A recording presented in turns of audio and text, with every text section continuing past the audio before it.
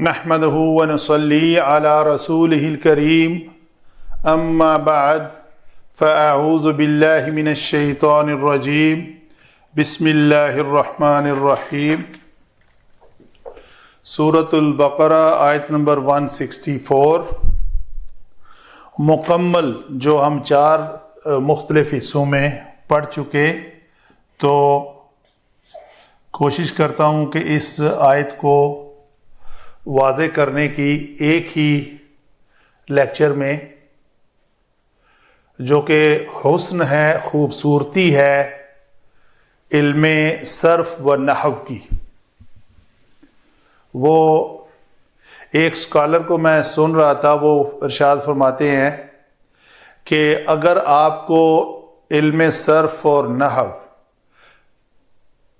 عربی اپنی لینگویج کے اعتبار سے آپ کو عربی لینگویج کے اوپر عبور ہے، تو آپ کو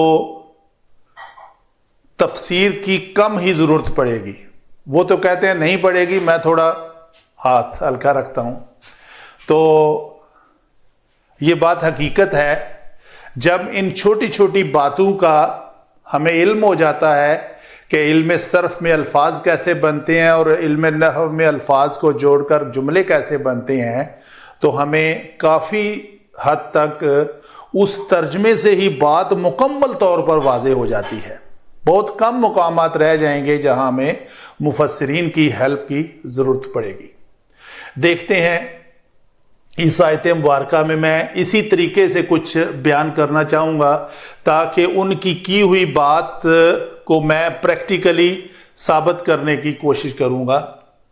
ان ہم جانتے ہیں کہ اس ان کا ایک اسم آتا ہے اور ایک خبر آتی ہے، تو ہمیں ترجمے کا بھی نہیں پتا، ہمیں تھوڑی بہت گرامر آ گئی ہے، ہمیں پتہ چل گیا صرف و نحو میں الفاظ میں کیسے ان کا اسم کیا ہوتا ہے، خبر کیا ہوتی ہے، کانا کا اسم کیا ہوتا ہے، خبر، فعل، فاعل، مفعول بہ کیسے آتے ہیں، اور مرکب اضافی، جاری، عطفی کیسے بنتے ہیں۔ تو ان چیزوں کا ہمیں پتہ چل گیا، تو ہم اس کو ذرا تفصیل سے بیان کر لیتے ہیں۔ ٹھیک ہے جی۔ ان فی خلقی، آگے یہ جو 2 میں نے ڈیفرنٹ کلر دیے ہیں، یہ آپس میں دونوں السماواتی والارض، گویا یہ مرکب عطفی ہیں آپس میں مل کر دونوں۔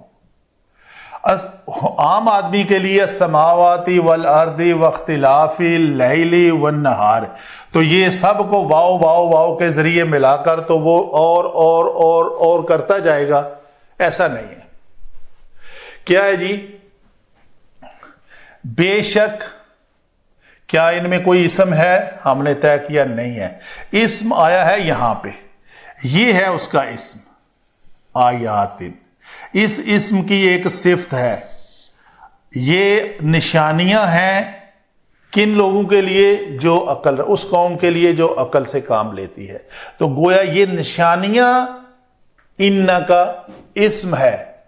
مثال اکثر دیتا ہوں، ان اللہ، بے شک اللہ تعالی، جی ان کا اسم ہے۔ آگے اس اسم کے بارے میں خبر ہے کہ یہ مرفوع ہوتی ہے، خبر قدیر ہے۔ تو قدیر کے بارے میں تھوڑی سی اور تفصیل دی، علی کل شیء، کیا کوئی ایک چیز، 2، 10 نہیں، لامحدود چیزوں، ساری جو رب العالمین ہے، وہ رب العالمین ہے، وہ تو تمام جہانوں کے اوپر وہ قدرت رکھنے والا ہے، وہ قادر مطلق ہے۔ تو یہ ہے اس اللہ کے بارے میں خبر۔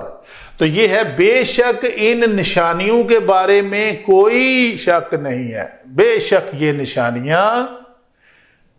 بھئی کون سی نشانیاں؟ اس نشانیوں کے بارے میں آگے جس طرح وہاں قدیر خبر دی جا رہی ہے، یہاں پہ آیات کی خبر دی جا رہی ہے۔ ہم یہ کہہ دیں بے شک عقل مندوں کے لیے نشانیاں ہیں، بس تو بات واضح نہیں ہوتی۔ یہ آیات ان کے بارے میں ہمیں مزید کچھ بتانا پڑے گا۔ جی کون سی نشانیاں؟ نشانیاں بتائی جا رہی ہیں فی خلق السماوات، زمین اور آسمان کی پیدائش، تخلیق میں۔ نمبر 1،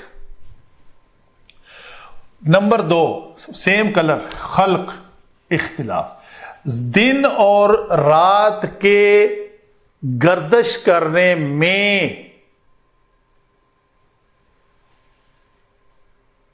اور کیا ہے جی والفلک التی تجری فی البحر بما ینفع الناس، اور ان جہازوں میں گویا زمین اور آسمان کی تخلیق، رات اور دن کی گردش، اور ان جہازوں میں جو سمندر میں لوگوں کو نفع پہنچانے والی چیزیں اٹھا کر چلتی ہیں۔ اور کیا ہے جی کس میں نشانیاں ہیں؟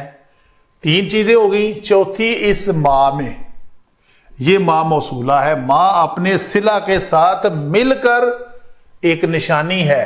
کیا ماں ہے؟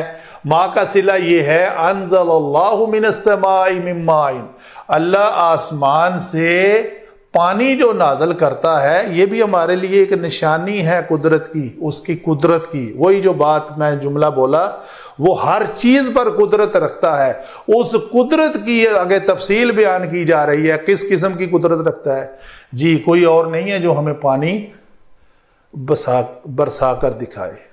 اگر ہم کسی مصنوعی طریقے سے آج برسا تو سکتے ہیں، لیکن روکنے کی طاقت ہمارے پاس نہیں ہے۔ تو گویا انزل اللہ من السماء ماء، یہ ماء کا صلہ ہے، اور پھر عطف اس کے اوپر کیا ہے اور کیا کرتا ہے؟ فَأَحْيَا بِهِ الْأَرْضِ بَعْدَ مَوْتِهَا، تو یہ اس پانی کے ذریعے زندہ کرتا ہے زمین کو اس کے مرنے کے بعد۔ وَبَثَّ فِيهَا، فِيهَا پھر اس ارض کی طرف ہے، مِن كُلِّ دَابَّةٍ، تو گویا اس ماء کا صلہ انزل اللہ من السماء من ماء فاحیا به الارض بعد موتها وبث فيها من كل دابة، یہ اس کا صلہ ہے۔ 1 2 3 4، پانچواں کیا ہے جی؟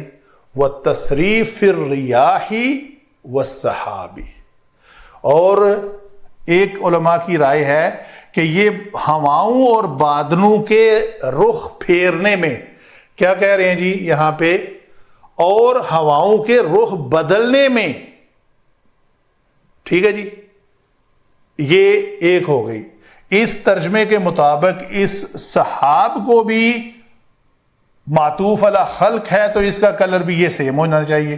بات یہاں تک مکمل ہوئی، پھر آگے سحاب بادل جو ہیں، اس بادل میں جو آسمان اور زمین کے درمیان، آسمان اور زمین کے درمیان کیا ہے؟ مسخر ہیں، وہ اس کے حکم سے چلتے ہیں۔ وہ ذات ہے جو اس کو ہانک کر ادھر لے جاتی ہے، ادھر لے جاتی ہے، اس کے متعین کردہ فرشتے یہ کام کر رہے ہیں۔ تو یہ ہیں نشانیاں۔